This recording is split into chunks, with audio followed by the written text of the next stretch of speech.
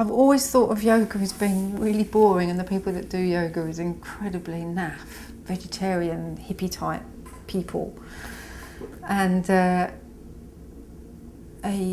kind of, not family member, but an ex-boyfriend's sister-in-law said, "I've got this yoga that you'll love, come with me."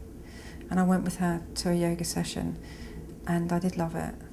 And so she just thought, I think she might like this yoga. And of course I went, fell in love with it, and immediately was like, when can I come again?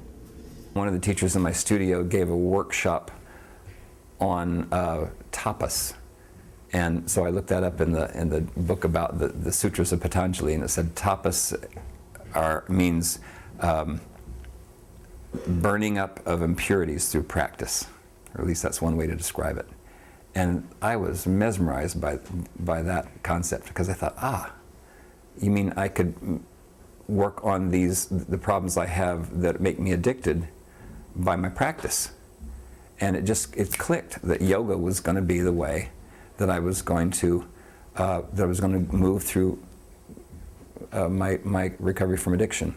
In this rehab in 1993 that I went to, after 10 years of trying to figure it out, and I went to a couple of different rehabs. I finally went to one rehab that, it was such a mess. I mean, I was coming off a couple of different types of substances, and this really sweet yoga teacher came in, and the people who wanted to would do a class.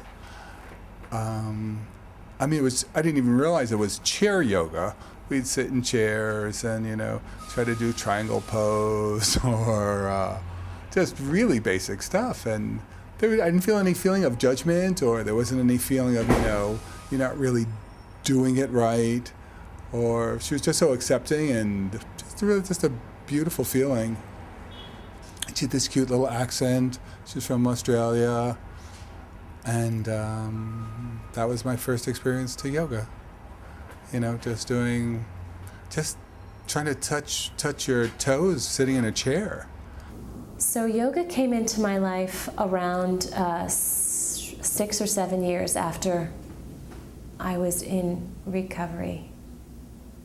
I got in recovery when I was 18, and I began yoga when I was 25.